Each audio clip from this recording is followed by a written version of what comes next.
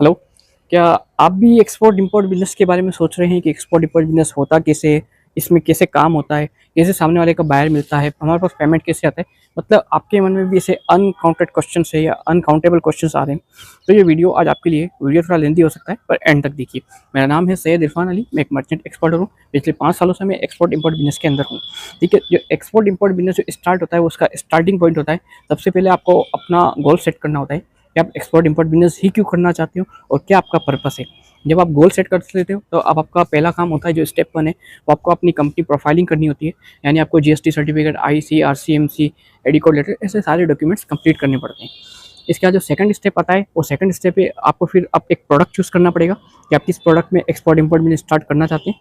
जब आप product choose कर चुके होते हैं तो नेक्स्ट आपको मार्केट चूज़ करना होता है कि आप किस मार्केट में काम करना चाहेंगे। आप मिडल ईस्ट में काम करना चाहते हैं, आप यूरोप साइड काम करना चाहते हैं, आप Singapore, Malaysia, Thailand, Asian countries के अंदर काम करना चाहते हैं। आपका टारगेट मार्केट क्या है?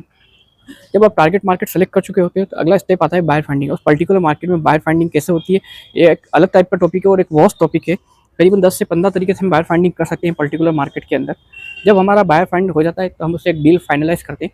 ठीक है, जब हमारी डील फाइनल, हमारा कम्युनिकेशन कंप्लीट हो जाता है तो हम डील फाइनल करते हैं। जब हमारी डील फाइनल हो चुकी होती है तो हम डॉक्यूमेंटेशन पार्ट पे आते हैं। हम बायर को बोलते हैं आप अपना परचेस ऑर्डर भेजिए। ठीक है, उस परचेस ऑर्डर के बिहाफ पर हम अपना एक्सेप्टेंस भेजते हैं, माल प्रोक्योर करते हैं, सोर्स करते हैं और पैक करते हैं, उसको शिप करते हैं। मतलब हम एक ओवरऑल डॉक्यूमेंटेशन पार्ट से कंप्लीट गुजरते हैं।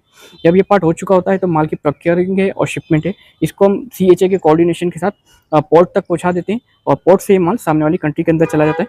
और आपका पेमेंट, जो टर्म आपने डिसाइड की है पेमेंट की, चाहे वो 100% एडवांस हो सकता है, एलसी पे हो सकता है, 50% एडवांस, 50% क्रेडिट हो सकता है, या ओपन क्रेडिट हो सकता है, जो भी आपने सेट की हो। तो इस तरह से ये एक्सपोर्ट इंपोर्ट बिजनेस वर्क करता है।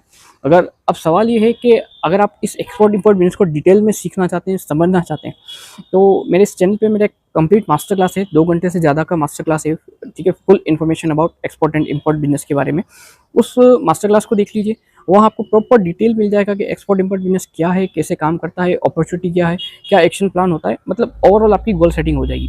लेकिन आप डिटरमाइन है, आपने सोच ही रखा है कि मुझे तो एक्सपोर्ट इंपोर्ट बिजनेस ही करना है, तो उसके लिए मेरे पास आपके लिए मेरा 27 घंटे से ज़्यादा का export import business mastery course है, जिसमें आप एक कंपनी प्रोफाइल से लेकर आपके import documentation, export documentation, company profile, buyer finding, market, हर चीज़ के बारे में डिटेल में बात करता हूँ। आप उसको भी चेकआउट कर सकते हैं। Thank you.